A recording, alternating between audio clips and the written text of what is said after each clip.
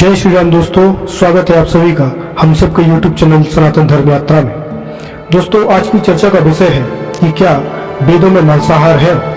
दोस्तों, अक्सर कई मंदबुद्धि खीर ज्ञानी वैज्ञानिक हिंदुओं पर आरोप लगाते हैं कि वेदों में मांसाहार करने का जिक्र है और प्राचीन काल में हिंदू मांस खाते थे, इसलिए हिंदू धर्म में जीवों पर दया करने का कोई मार्ग नहीं है, जबकि बौद्ध धर्म जीव दया करने की बात करता है और जीवों से प्रेम करने की शिक्षा देता है। तो पहले बात कर लेते हैं कि क्या वेदों में सच में मांस खाने का जिक्र है। तो दोस्तों, सत्य तो ये है कि वेदों में मांस भक्षण को निषेध किया गया है, जैसे कि उदाहरणार्थ ऋग्वेद के 10वें मंडल का 87वां सूक्त और उसका 16वां मंत्र। तो ये मंत्र आप देखिए, इसका अर्थ है जो मनुष्य नर, अश्व अथवा किसी अन्य पशु का मांस सेवन कर उसको अपने शरीर का भाग बनाता है, गौ हत्या कर अन्य जनों को दूध आदि से वंचित रखता है, तो हे अग्निस्वरूप राजा, अगर वह दुष्ट व्यक्ति किसी और प्रकार से ना सुने तो आप उसका मस्तिष्क शरीर से विदारित करने में तनिक भी संकोच न कीजिए।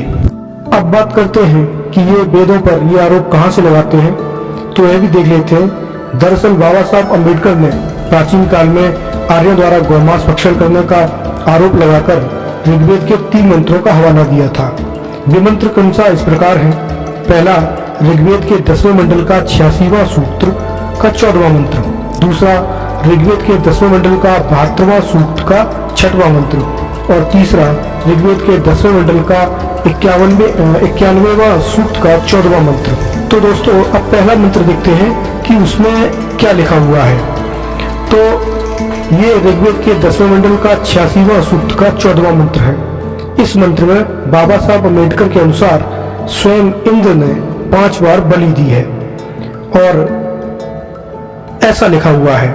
तो दोस्तों, इस मंत्र को आप देखिए, मैं इसका आपको अर्थ बता देता हूँ।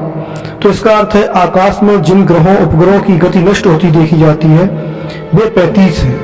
आरंभ सृष्टि में सारे ग्रह उपग्रह रेवती तारा के अंतिम भाग पर अवलंबित थे। वे ईश्वरीय नियम के गति करने लगे, रेवती तारे से पृथक होते चले गए, विश्व के उत्तर गोलार्ध और दक्षिण गोलार्ध में फैल गए। ये स्थिति सृष्टि के उत्पत्ति काल में वेद में वर्णित है। तो अब इनसे पूछिए कि इसमें कहाँ पर मांस खाने का या फिर बलि देने का जिक्र है। अब दूसरा मंत्र देखते हैं, ऋग्वेद के 10वें मंडल के 72वें सूक्त का 6वां मंत्र।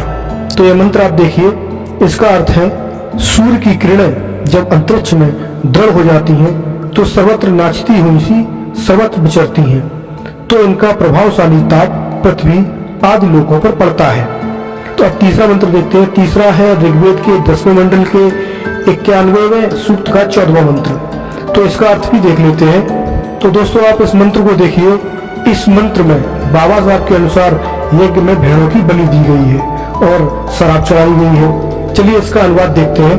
तो दोस्तों, इसका अनुवाद है, परमात्मा ने हमें बलवान घोड़े, वृषभ, सांड, सुंदर कन्या, दूध देने वाली भेड़, बकरियां आवश्यकता अनुसार प्रदान किए हैं तथा अन्न और रस जीवन में अंदर समाने के लिए दिए हैं। उस परमात्मा की हृदय से, मन से आस्तिक भाव के साथ स्तुति किया करें।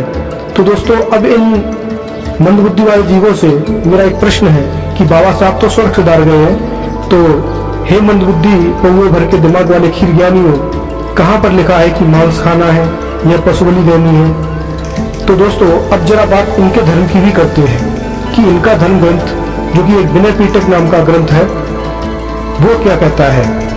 दोस्तों, विनय पीटक के अंदर महावज्ञ नाम का एक अध्याय आता है। उस अध्याय का 216वां पेज, इस पे दूसरा नंबर है, चर्बी वाली दवा। तो इसमें लिखा है, उस समय रोगी भिक्षुओं की चर्बी वाली दवा का काम था। भगवान ने यह बात कही, भिक्षुओं, अनुमति देता हूँ चर्बी की दवाई का, जैसे कि रीछ की चर्बी, मछली की चर्बी, सोंस की चर्बी, सुअर की चर्बी, गधे की चर्बी इत्यादि। तो दोस्तों, अब इनसे ये पूछा जाए कि ये जो चर्बी खाने की बात कर रहे हैं या चर्बी वाली दवा की बात कर रहे हैं, तो ये इन जानवरों से, इन जीवों से जो चर्बी लेते थे, तो क्या जानवर इन्हें खुद देते थे या ये उन्हें मारकर उनसे प्राप्त करते थे। अब इसी अध्याय का 218वां पेज देखिए, इसका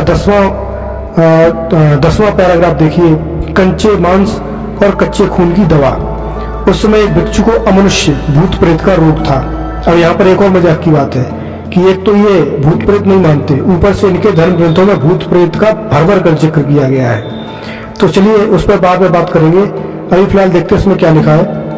उस समय एक भिक्षु को अमनुष्य यानी भूत प्रेत का रोग था। आचार्य उपाध्याय उसकी सेवा करते करते निरोग नहीं कर सके। सुअर मारने के स्थान पर जाकर उसने कच्चे मांस को खाया, कच्चे खून को पिया, उसका वह अमनुष्य वाला रोग शांत हो गया। भगवान से यह बात कही, भिक्षु अनुमति देता हूँ कि अमनुष्य वाले रोग में कच्चे मांस और कच्चे खून की आप सेवन कर सकते हैं। तो देखिए दोस्तों, ये कच्चा मांस और कच्चा खून भी पी रहे हैं। उसके बाद आप देखिए इसी अध्याय का 222वां पेज, इसका 6वां पैराग्राफ, सर्प चिकित्सा। उस समय एक भिक्षु को सर्प ने काटा। भगवान ने यह बात कही, भिक्षुओं अनुमति देता हूँ 4 महाविकटों के खिला देने की, जैसे कि पखाना, पेशाब, राख और मिट्टी।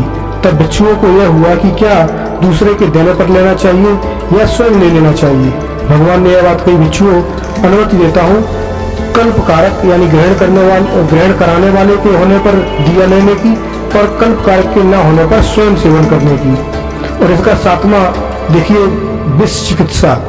उस समय एक भिक्षु ने विष खा लिया था। भगवान ने यह बात कही, भिक्षुओं अनुमति देता हूँ पखाना खिलाने की। तब भिक्षुओं ने यह हुआ कि क्या दूसरे के देने पर लेना चाहिए या स्वयं ले लेना चाहिए। भगवान ने यह बात कही, अनुमति देता हूँ जैसा करने पर वह ग्रहण कर सके वही ग्रहण करने का ढंग है। हाँ भाई, अब बोलो बुद्धुओं, क्या हाल है? वेदों में तो मांस मिला नहीं, पर बिना पीटक में बुद्ध आपको पका मांस छोड़िए, कच्चा मांस खाने और खून पीने का भी आदेश देते हैं। और तो और मांस भी छोड़िए, बुद्ध तो आपको पेशाब पीने, पखाना खाने का भी आदेश देते हैं। तो अपना ही नहीं, दूसरे का भी। वाह, क्या विज्ञान है, क्या वैज्ञानिकता है। बाहरे विज्ञान, सारी हदें पार कर दी तुमने तो मूर्खो। अरे दोस्तों, हिंदुओं के धर्म ग्रंथों पर अपने पौवे भर के दिमाग को खपाने से पहले जरा अपने धर्म ग्रंथों को भी देख लिया करो। तो दोस्तों, ये जानकारी आपको कैसी लगी कृपया कमेंट सेक्शन में जरूर बताइए। वीडियो को शेयर करिए, चैनल को सब्सक्राइब करिए। धन्यवाद। जय श्री राम।